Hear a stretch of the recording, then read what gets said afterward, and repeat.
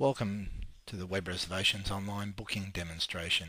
As you can see, there are a number of ways you can check availability on a website. Here are a couple of examples, whether it be a word or a button. You can book now or check availability. Once you select the button, it'll take you to another screen, which then displays arrival dates, number of nights you're staying. So what we need to do is select probably April as our month.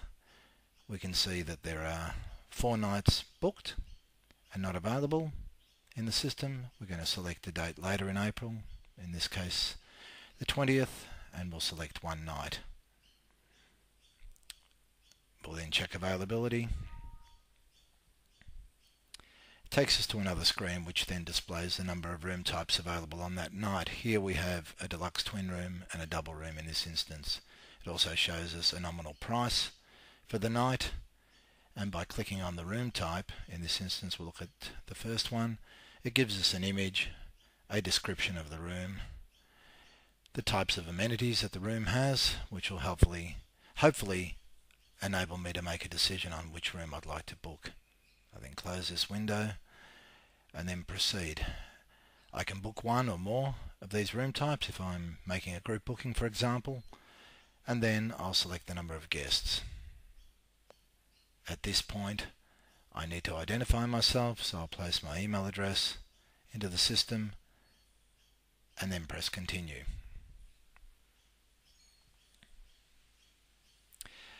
Now I see a screen that actually tells me a little bit more information about when I've made the reservation for, the actual cost of the reservation, and I need to fill in my personal details. If I've already made a previous booking, they'll be already there.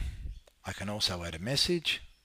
Here I'm stating that I'll be arriving late, and in this instance this property has the ability to sell additional products. Here I'm going to select some roses and I will continue with the booking. The next screen again reconfirms what I've placed into the system, my personal details, the days I'm arriving, staying, the additional items I've booked, the cost, any deposit details, and it also asks me for a payment selection. In this instance, the property has allowed for a phone and fax option or a credit card option, Visa in this case. It also has listed the deposit and cancellation policy of the property, and this is unique to each property. I tick that I've read the terms and agree to them and press continue. This then prints out a screen which thanks me for my booking. It's a message from the property, again reiterating all the details that we just previously saw, including the additional purchase I've made.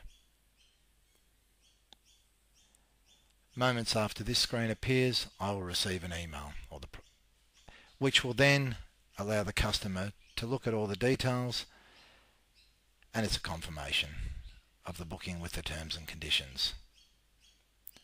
The property owner also receives an email which tells them a little bit about the customer, when they're arriving, who they are, how they're paying, and what additional interests or requests they've made.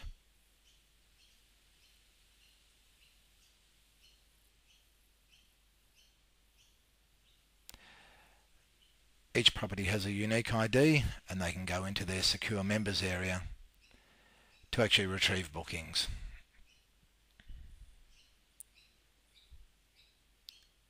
In this instance, the last booking that has been received will be at the top of the screen,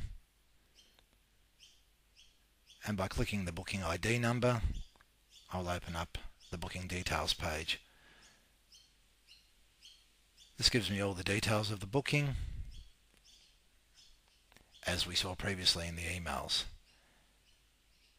as well as a deposit cancellation policy. And if the guest had selected a credit card, this is where the credit card details would appear. This is a secure system, so the property now, if the credit card details were there, could process those. It also allows a property to confirm the booking in-house, to cancel the booking, to make an adjustment to the value of the booking, and to also open further availability for the same room type if that's what you wish to do. It also tells me information about the rate that the booking was made at. The online booking screen also allows me to search for other details. By selecting any month and, for example, a guest selection, I can select the name, in this instance Smith, and look for details about all guests with the name Smith. I'm looking for Sam Smith in this example, and by pressing the booking ID number I can open up the details, and again I'm looking at a similar page to what we just looked at. If I wish to update availability, I press the update availability screen button. This shows me 4 weeks at a time, shows me the number of rooms on the system, and I can go in and make adjustments accordingly. I can block out any room nights I wish, and then I need to press an update all button to hold the change. And there, those rooms are now unavailable to anyone looking at the system wanting to make a booking.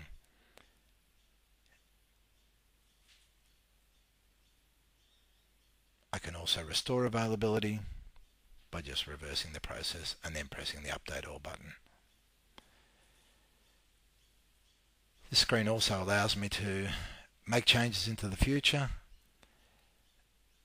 and I'm selecting some dates in January and refreshing the screen to select a new set of dates, a new set of 4 weeks, including the dates that I'm looking for.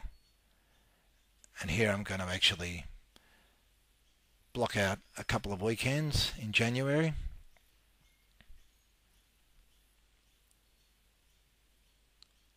As I have no availability.